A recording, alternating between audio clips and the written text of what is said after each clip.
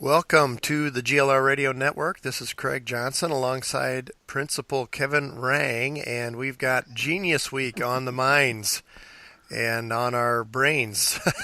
Yeah, so, absolutely. welcome on board, Principal Rang. I want to thank you for joining us here for a brief first episode, a first look, really, into what's happening at GLR this week with Genius Week. Yeah, So tell yeah. us, how long has Genius Week been going on? Well, here at GLR, this is our fourth year of taking this on, and it's really evolved into something pretty unique for GLR and for the region. A lot of people, a lot of other schools do J-term type of projects. This is a little different because it's totally student driven. It's the student voice and choice, and they find a passion area and try to create and invent and go wild. But yeah, it's a great time, and that's what makes us a little different than other people. Well, it really is a cool concept. I know that many of our listeners will have heard of this before because of Yeah. what's been going on at GLR. For the benefit of those who are less familiar, tell us how the concept came about and why it started happening at GLR. Okay, so the original concept actually comes from a huge corporation called Alphabet, but it used to be called Google. They used to give their employees 25% of their time was for them to commit to passion projects, and out of those passion projects came all kinds of innovation for Google. Google Slides, Google Forms, all came from employees messing around with their platform on this 25% time that was set aside to create. And that happened years and years ago, and people caught on to saying, hey, maybe we should give our employees time to do this and to invent and create.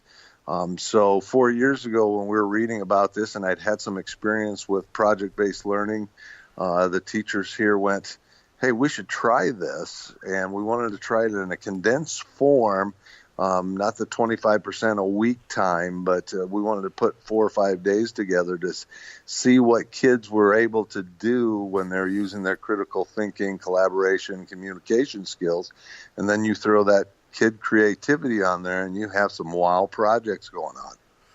So you've got CCCKC, you've got critical thinking, Yep. collaboration, creativity, Yeah. and then what was the K? Well, yeah. Communication was another C. Communication. Yeah. And I don't know where you came up with that K. I heard a but, K in there somewhere. We'll have to go all back right. and listen to the transcript. But in Yeah, any perfect. case, it has been a very interesting as a parent of students in the district to see what happens and what comes home and what passion gets ignited and what creativity comes of it Yeah. it's been really exciting as a parent from that standpoint, and also as an observer of other projects outside of our household. Tell us, what are some of the projects that are happening this year, and what can we be looking forward to hearing Yeah. updates on through these Well, days ahead? yeah. And last night on the basketball broadcast, I talked about, we've got a group that is going into year 3 of their invention, and we used to call them "My Mama Didn't Give Me a Dog" group, because they invented a duck retrieval unit. And they last year improved it to a point where people have said, hey, you probably should patent this and get it on the market. So this year, I've got 5, 6 young men that are working real hard with patent attorneys to try to get a project patented, so they can float it out to manufacturers. So that's one of the things that we didn't expect when we started, that we would see projects evolve from year to year to year to, hey, this could be a possible $1 million idea, Shark Tank type of situation. But that's one of our groups that, we're really excited that we've seen them grow from, freshmen into juniors now, and excited about what they've done and learned. And now they're taking that cerebral jump here into patent law that is beyond my comprehension. So that's one of the cool ones that we've had that multiple years. I've challenged a group a couple kids that are uniquely talented. They came to me and said, "Hey, we really can't come up. What are you thinking?" And I said, I want you to build a tractor that you can take apart, carry to the top of a mountain, put it back together, and it will do work. Because we're thinking about, our developing countries and stuff that don't have nice flat plains to farm, that, have to do everything by hand. And these young men went out and found a junk riding lawnmower that they've torn apart and put back together again so it can be easily assembled and disassembled and carried up a mountain and then put back together again, and it will start, and I won't say it will plow a field, but it will plant a field. So that's another really cool one that I think, they grabbed hold of it, and they're learning about, different terrains and stuff and what this little tractor has to do. And it will only be a model, but they're thinking really outside the box of how can we get more torque and power and stuff to make it do stuff. So it's really neat to see that group of kids, tear into it and really think about, different environments, because our environment is really pretty flat here, so that's kind of been exciting to see, that they've really grown from just a challenge that I made, and it was right in their wheelhouse. And luckily, that's the nice thing about George Little Rock. You get to know the kids really, really well and have great relationships, so you can kind of pitch some things and they take off with it. So a lot of unique ideas. So those are two very noteworthy projects. We'll get updates as the week goes along. How long is the Genius Week? Yeah. Well, Genius Week is actually only 4 days. I mean, it's tough to, fit Genius Week into a school calendar, but we pulled our kids 4 years ago about, hey, when should we do it? Because people thought May, some people thought April, some people thought the beginning of the year. Our kids really thought coming back from winter break is a great time to come in and do something different. And so this Christmas break until second semester, it's only about 4 or 5 days. And so, our kids really made the decision about when and where that was going to be placed. And it's always just kind of worked out. Our kids, basically on our surveys on how successful Genius Week, they come back and say, this is a great way to start second semester. It eases us into the thinking that has to happen with education. And so they're really appreciative of the way we start our year. Now, there's complications with that, with college classes that start over the top of Genius Week and basketball games and all that stuff. But, the last 2 days here, it's just been electric. Our kids are here, and yes, teachers are working with our kids, but our kids have taken ownership of their own learning. I mean, they take their breaks when they need to take a break. They walk around, see other groups working, and ask them higher level questions. I mean, that's what the cool thing is they're saying, hey, tell me about this project, and have you thought of, the next step? And they go, no. And so this collaboration is school-wide, not just within their groups. So it's really a walking laboratory is what's going on here at George Little Rock. And it lasts 4 days. Next Tuesday, the 9th, we start our presentations about 1 o'clock, and the groups will get up and we'll tell everybody what they've learned, how they've been successful, or, hey, we weren't successful, but this is why. And that's part of the learning process. That's such a real life lesson too, to be able to learn along the way and then be able to present what has been learned and present successes as well as we didn't quite hit the mark we wanted, but we did learn this along the way. I've personally had the delight of seeing several presentations during those recaps after the project. It's been wonderful to see how the imaginations have been captured and what they've been able to accomplish, and then also how they present the information. It's been quite remarkable. Yeah. And that's a byproduct of this is communication is one of our C's. And 4 years ago, if we watch the videotape of our presentations then to our presentations now, they've improved their communication skills 100%. Not that our seniors weren't great presenters 4 years ago, but our freshmen and sophomores and our juniors every year, because they have to get up and talk in front of you and me, they just get better at it. And they get their point across more effectively. And so that's part of the reasoning behind Genius Week, is to improve that. And it's happening. I mean, our kids aren't afraid to, shake a person's hand, look them in the eye, and talk to them.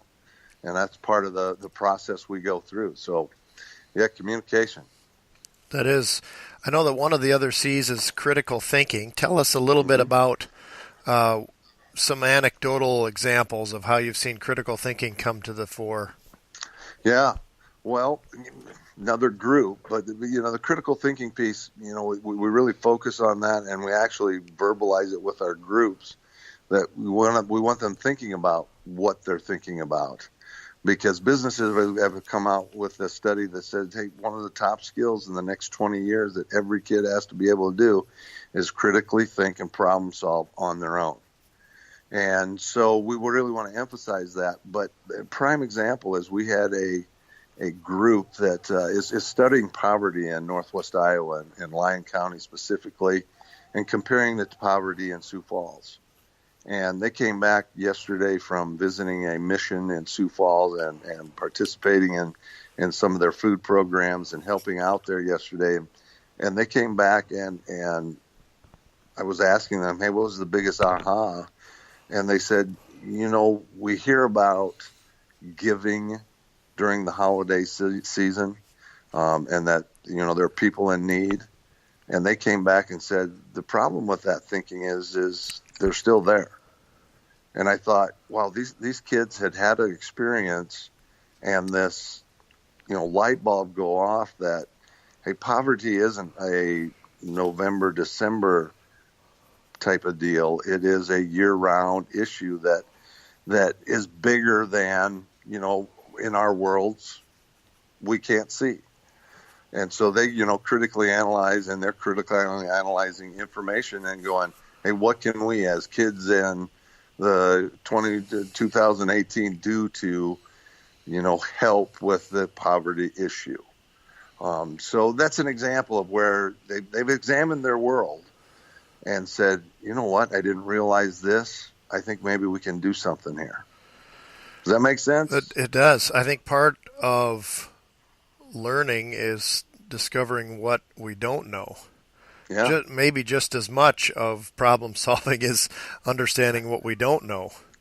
And that has been evident through some of these projects as students discover, oh, we didn't know that about this when we took this on, and we had to take that into account along the way. Yeah. That's definitely part of the problem solving aspect, isn't it? There's so Absolutely. many real life lessons here, and one of the things that you highlighted a bit earlier was the fact that you come back from the Christmas break, and there's basketball games, and there's college classes that are some of the students are participating in, and then this great opportunity for student-led, collaborative, critical thinking, creativity, and communication, and having to balance all of that additional life with the regular school schedule, which is often daunting and amazing. Yeah.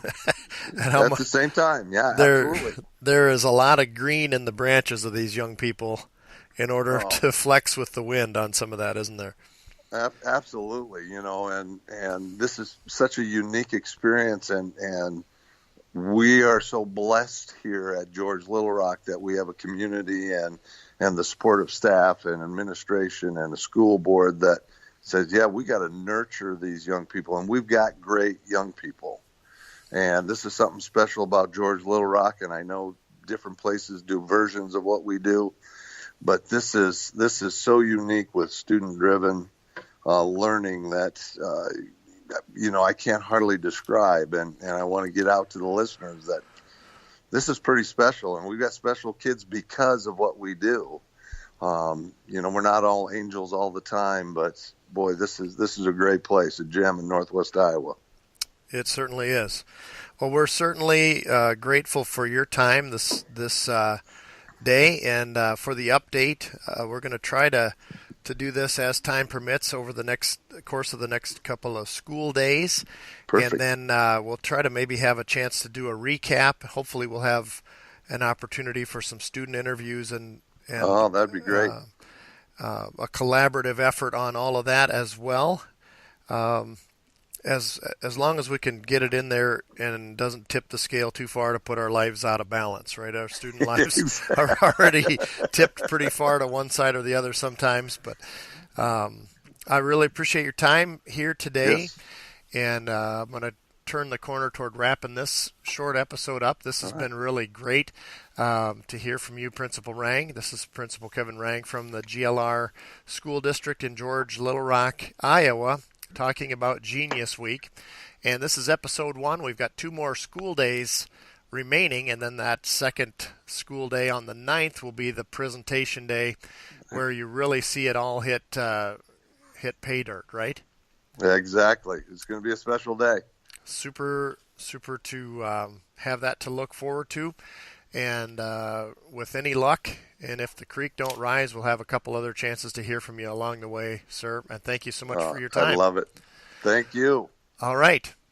Thank you for tuning in, folks, and keep one ear to the ground as we'll be doing updates along the way for Genius Week here on the GLR Radio Network.